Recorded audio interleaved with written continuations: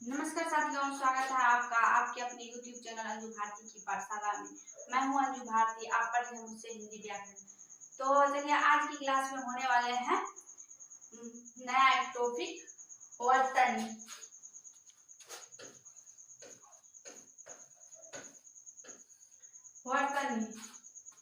वर्तनी हम किसको कहते हैं, यानी कि वे चैप्टर अगले वाला चैप्टर खत्म हो गया, ये नया स्टार्ट हुआ है वर्तनी। वर्णमाला में ही ये सब आते हैं। तो वर्तनी हम किसे कहते हैं, तो इसको हम देखते हैं। किसी शब्द में किसी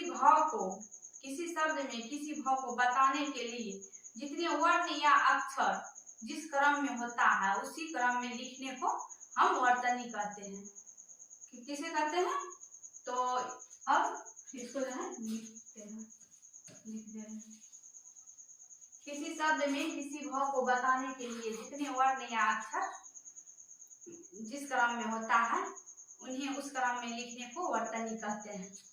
तो चलिए इसका डेफिनेशन लिखते हैं। किसी शब्द में किसी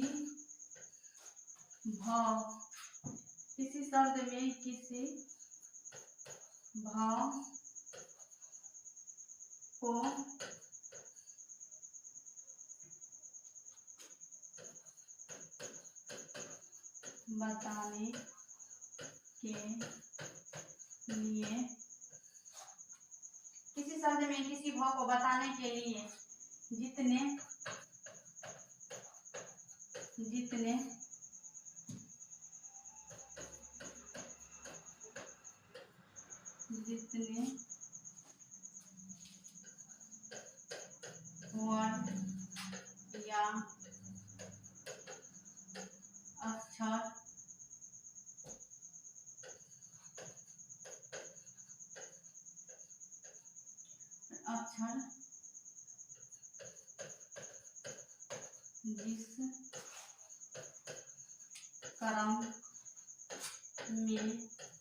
जिस क्रम में होता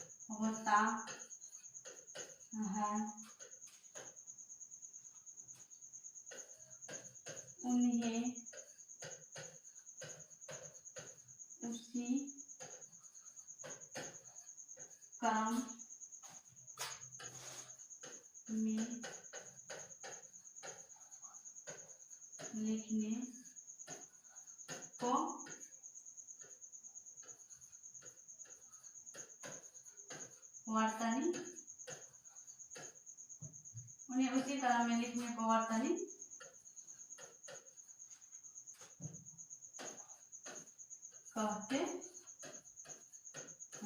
कहते हैं। किसी शब्द में किसी भाव को बताने के लिए जितने वर्ण या अक्षर जिस क्रम में होता है उन्हें उसी क्रम में लिखने को वर्तनी कहते हैं। किसी शब्द में किसी भाव को बताने के लिए जितने वर्ण या अक्षर जिस क्रम में होता है उन्हें उसी क्रम में लिखने को क्या कहते हैं, वर्तनी कहते हैं। किसी शब्द को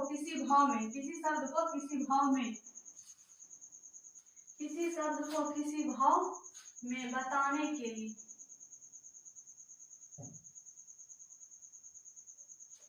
क्या होगा, किसी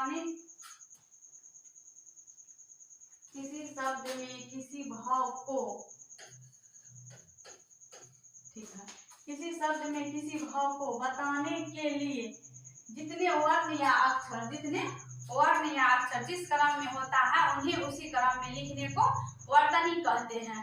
वर्तनी मतलब क्या होता है, इसको हम क्या बोल सकते हैं, वर्तनी हम किसको कहते हैं। अंग्रेजी में इसको जो है, यदि अंग्रेजी में हम बोलेंगे तो सब समझ जाइएगा क्या, तो हाँ हम जानते हैं तो हम जानते हैं, और वैसे हिंदी में इसको नहीं पता होगा। अंग्रेजी में इसको स्पेलिंग कहते हैं, ठीक। उर्दू में हिज्जे कहते हैं। तो इसको लिख लीजिए, अंग्रेजी में क्या कहते हैं?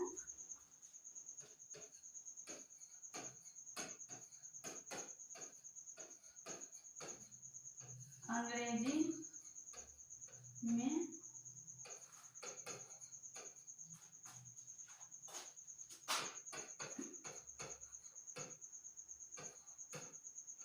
स्पेलिंग, अंग्रेजी में स्पेलिंग, अंग्रेजी में इसको जो है स्पेलिंग कर, अंग्रेजी भाषा में इसे स्पेलिंग, अंग्रेजी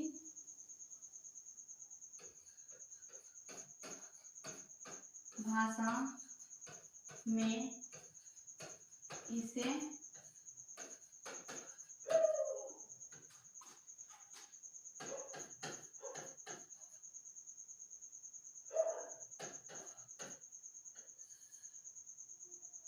अंग्रेजी भाषा में इसे स्पेलिंग, व उर्दू भाषा में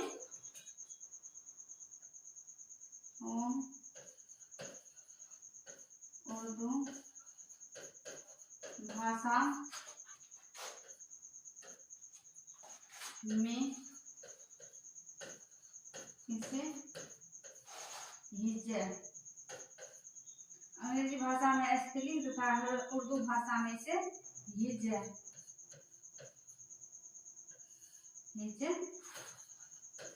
कहते हैं।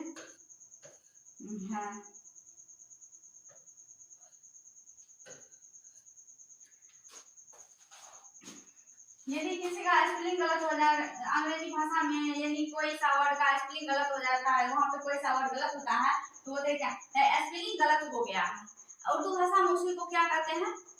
हिज्जे गलत हो गया। किसी का यहाँ पे वर्ड में कोई सा, यानी कि यहाँ पे अकाने लगाए हैं तो उर्दू में इसको बोलेंगे क्या है? हिज्जे गलत हो गया है, इसको हम हिज्जा कहते हैं। तो ठीक इसी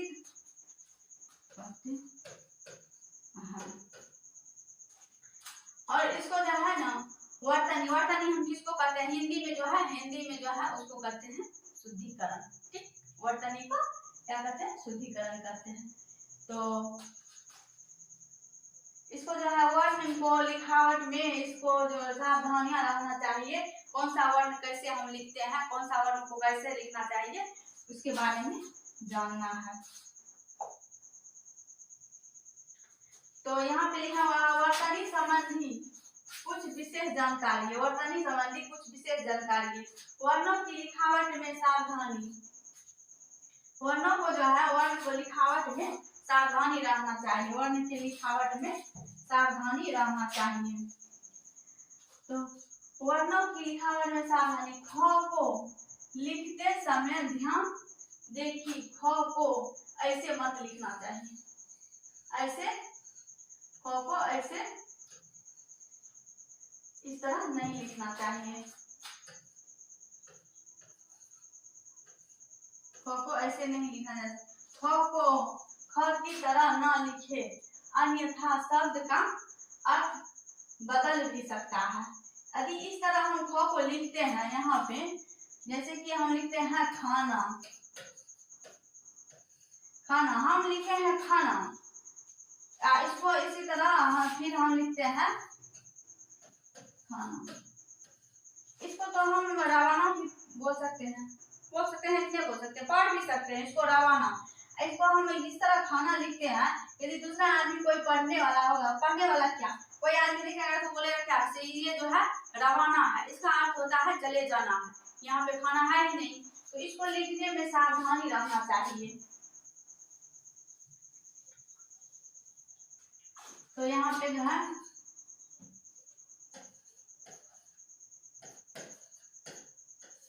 यदि हम लिखते हैं यहाँ पे खाना, खाना मतलब भोजन करना, यहाँ पे क्या होगा? खाना, खाना मतलब भोजन करना। इसी को फिर हम इसी तरह लिखते हैं रवाना, इसको जो हम पढ़ सकते हैं ना रवाना, रवाना इसके मतलब खाना, ये मतलब तो होता है भोजन करना, ये मतलब हम पढ़ते हैं चले जाना।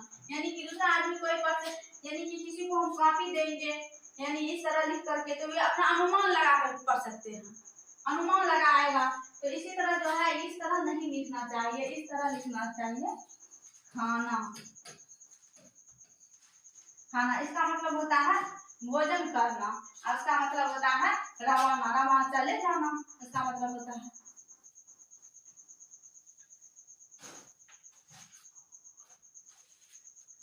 इसी तरह ख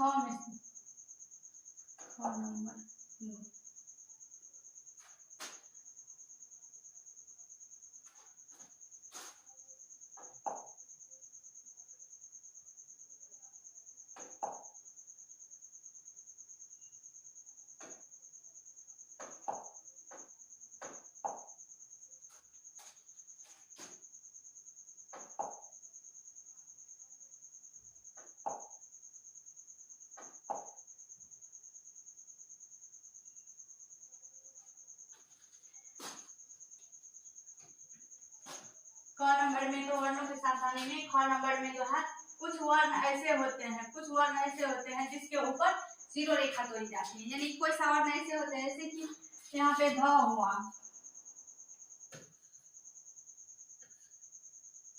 धर्म, यहाँ पे जो धर्म हुआ इसके ऊपर जीरो रेखा तोड़ी जाती है। अधर्म, अधर्म, यहाँ पे जो है इसके ऊपर जीरो रेखा तोड़ी जाती है, यहाँ पे जीरो रेखा तोड़ा हुआ है। तो इसी तरह कुछ वर्ण ऐसे होते हैं जिसके ऊपर जीरो रेखा तोड़ी जाती है, चाहे वो वर्ण शब्द के मध्य में क्यों ना आए, यानी कि शब्द के मध्य में वे वर्ण क्यों ना आए, उसके ऊपर जीरो रेखा तोड़ी जाती है, तोड़ी जाती है।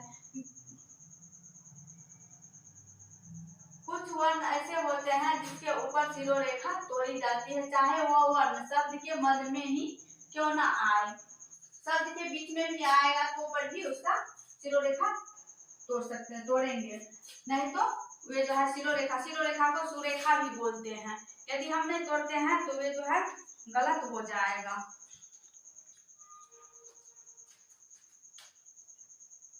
जैसे यहाँ पे जैसे ध, थ, अक्ष, स, भ, और ये शब्द जो है ये सब वर्ण इसके बीच में जो है यदि ये सब वर्ण शब्द के बीच में भी आ जाएगा तो पर भी हमको तोड़ना पड़ेगा जीरो रेखा, जिसको हम सुरेखा कहते हैं, इसको हम क्या कहते हैं, सुरेखा भी कहते हैं। तो जैसे कि यहाँ पे लिख दिए हैं अधर्म, अधर्म, यहाँ पे जीरो रेखा तोड़ा हुआ है, अधर्म।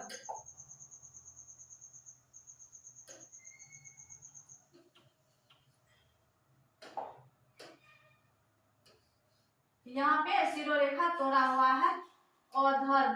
फिर अन्यथा, अन्यथा यहाँ पे ये बीच में आया हुआ है तो पर भी जीरो रेखा तोड़ा हुआ है, यहाँ पे अन्यथा। अधिक, यहाँ पे देखिए ये बीच में आया हुआ है स्पष्ट करके, अधिक श्रम, अधिक श्रम, यहाँ पे बीच में जीरो रेखा तोड़ा हुआ है, यहाँ पे बीच में जीरो रेखा तोड़ा हुआ है। शुरुआत, शुरुआत यहाँ पे यानी कि अ वर्ण जो है अ से लेकर के अ तक, यहाँ तक भी कुछ भी वर्ण आएगा तो उसके बीच में तो जीरो रेखा या सुरेखा तोड़ा जाएगा। यहाँ पर यहाँ पे लिखे हुए हैं जैसे कि कक्षा,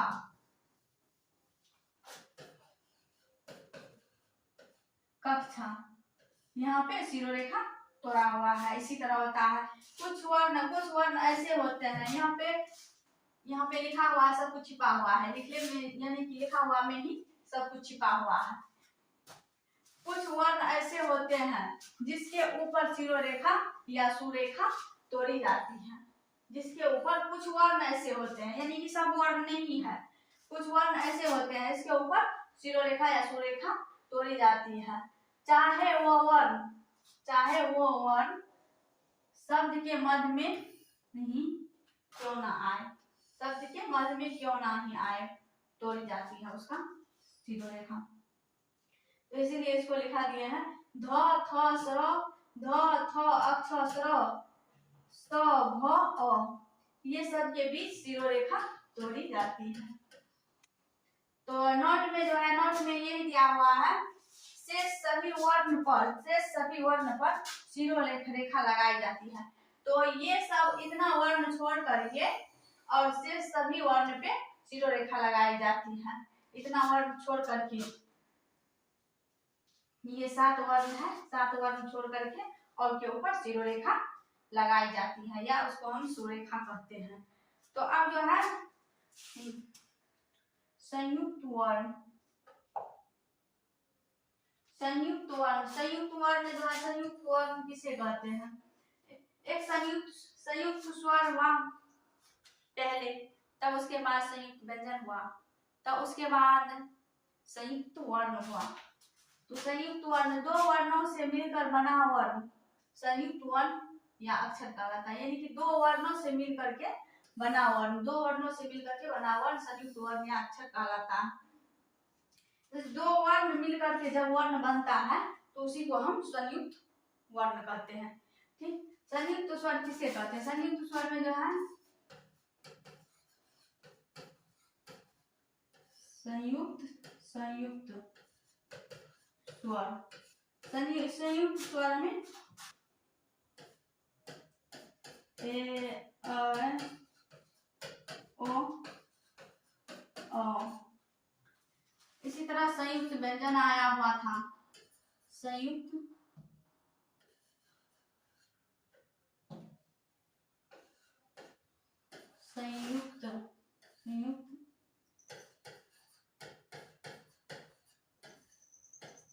व्यंजन में अक्षम